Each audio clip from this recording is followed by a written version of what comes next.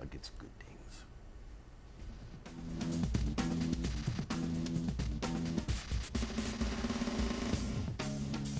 West Jeff at Licking Heights. JJ, what do you think about the Rough Riders? I'll tell you what, I think this is an excellent football team. They've lost a couple of tough teams, tough games, but what do you say about this? They come on at you. If you look at them right now, the way they run, they'll run right smack over you, and I think they're going to make a big impact come playoff here. Interception for West Jeff. That would set up this play. The Rough Riders QB DJ Mendenhall runs the ball 15 yards for the touchdown. Rough night for Licking Heights as the Rough Riders pitch a shutout, 28-0.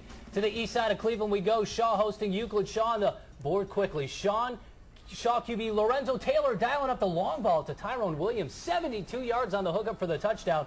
Cardinals controlled the first quarter. Second quarter, Euclid comes right back. Panthers tailback Javon Gill gets the rock and handoff and gets the corner turn. Look out. Gill's going the distance. He's going for speed up the sideline. No one's going to catch him. Shaw finishes their season undefeated, 34-32 over Euclid.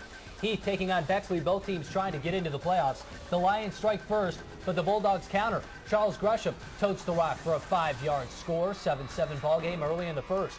Bexley with the ball, but the ball comes loose, and Heath gonna take over, and the Dogs make good on the turnover. 15-yard touchdown to make it 13-7 Heath. They would miss the extra point. Would that be costly? Well, not really. Bexley bounces back thanks in large part to Seth White, who, get this, rushed for 372 yards and had 433 yards of total offense. 40-27 the final. Lions win and should make it into the playoffs for the first time in school history.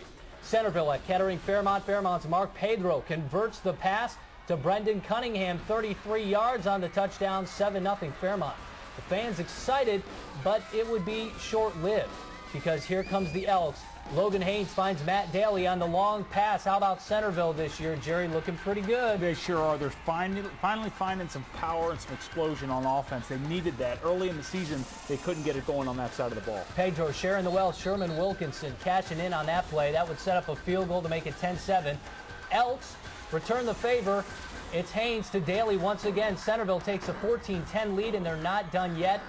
It's Adam Raplogle going to find the end zone on this play. 21-10 at that point. The Elks roll 41-13. Both teams will be in the playoffs come next week. Glenville in search of a perfect regular season. Good start here. Fourth play of the game. Mordecai Cargill tiptoes through the defense. 8-yard touchdown. Tarblutter still in the first. The awesome Glenville special teams show up once more. Punt return action here. Glenville playmaker Shane Wynn finding nothing but daylight up the sidelines. 72 yards. Got some nice blockers, too, on the score. Glenville rolls 41-0 over Cleveland East. He also had another punt return for a TD. The Ville 10-0 in the regular season. Hudson at Mayfield, and when you talk about the Wildcats, you have to talk defense. Hudson QB Richie Pekarski doing his best against the Wildcats, but that's a brick wall there. Here comes the sack attack. Brian Garish, Mike DeVita, and Mike Pinto. Mayfield 29 straight quarters without allowing a single point. Hudson scores with 35 seconds to play in the game. 21-6. Mayfield is a winner. 7 and D5 power poll. Wheelersburg taking on number 10 Portsmouth West for the Southern Ohio Conference crown. First drive of the game. West goes 83 yards on 11 plays, capped off by this Dale Swartz 3-yard touchdown run. 7-0 West.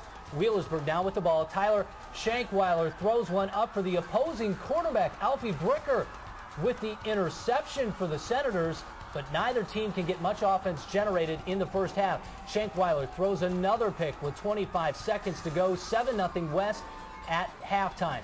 On West's first possession of the second half, Trevon Pendleton on a 2nd and 9 takes it 24 yards to the house. 14-0 Senators. After a timeout, Wheelersburg answers. Tyler Craigmiles runs 60 yards to cut the lead in half. 14-7 Portsmouth West. The only pass completion comes at a big time. Alfie Bricker to Ethan Morgan. West holds on to defeat Wheelersburg, capping off a 10-0 regular season. And right on cue, it's time to go off the hook with Portsmouth West head coach Merrill Triplett. And Coach, congrats on the win in the conference championship to boot tonight. Pendleton. Coach, are you there? Yeah, yes. Congrats on the win and the conference championship, Coach. Oh, thank you very much. Where does this one rank as far as your short time there at West? Where does this one rank as far as victories for you?